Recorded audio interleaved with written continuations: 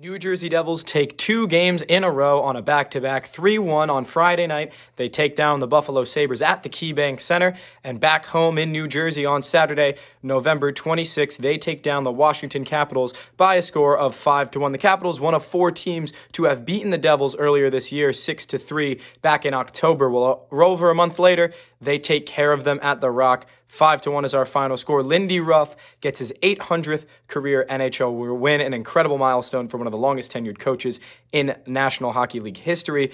And Jack Hughes got his first career hat trick, scoring his 9th, 10th, and 11th of the season en route to a dominant win once again for New Jersey. It has to be said, though, Vitek Vanecek and Akira Schmid have become the dynamic goaltending duo that no one saw coming during this season, and they have been just a spectacle to watch. Vitek Vanecek continues to get the loudest chants out of any single New Jersey Devil at the Prudential Center, and that is how we started this one off, with the starting lineups being read. Vitek Vanecek getting a Vitek chant.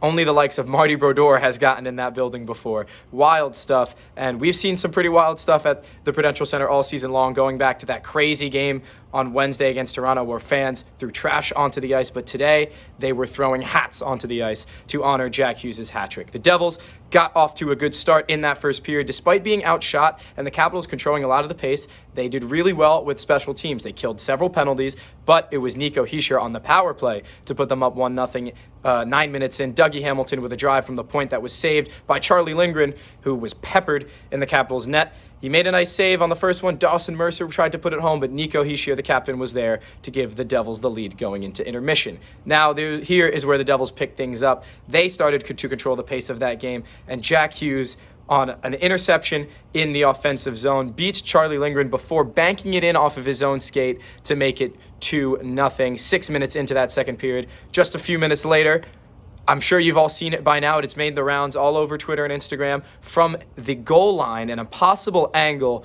Hughes once again banks it off of Lindgren. This time picks him out on the helmet and into the top shelf to give the Devils a 3-0 lead. Hughes is second, and another just spectacular goal. And that would continue into the third period, as halfway through that third period, Eric Halla found Hughes across on a 2-on-1, and all it took was a snap into the top shelf, and down came the hats from the New Jersey Devils faithful, and it was just a great spectacle at the Prudential Center. They went up 4-0, but not before John Carlson could bring one back.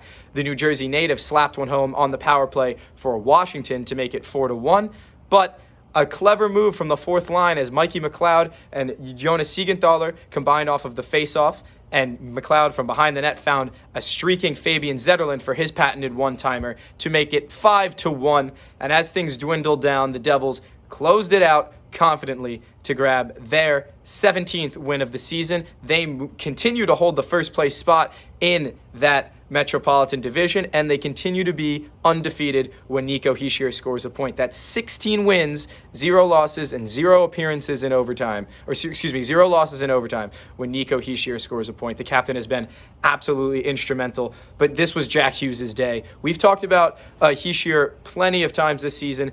He's tipped to be one of the favorites for the Selke Trophy this year, has been one of the best two-way forwards across the entire league. But Jack Hughes finally got his due at the night, and he's been silently right there with Bratt and Hischier as one of the biggest impact players for this team, scoring 3 lovely goals en route to a natural hat trick. And it's the first of his career, and perhaps the first of many. He's really become the player everyone knew he could be.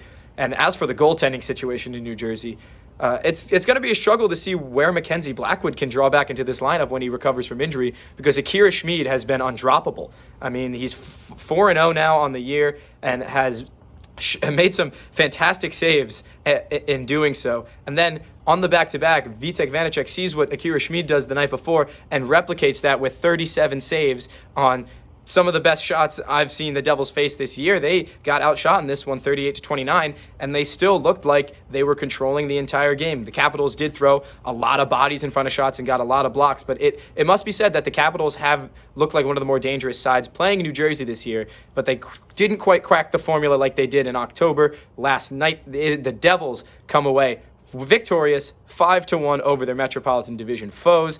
The Devils will be against another foe maybe a bit more serious one, they go to the Garden Monday night to take on the Rangers in what's going to be a hotly contested battle as the Rangers try to hold on to one of those 2 wildcard spots in the Metropolitan Division. Now they push into that top 3, and the Devils want to maintain that top spot with everyone clawing back at them. It's going to be a fun one in New York. The Devils win the last 2 in Buffalo and at home against Washington. They go to take on the New York Rangers on Monday. For WFUV Sports, I'm James Burley. I'll see you guys next time.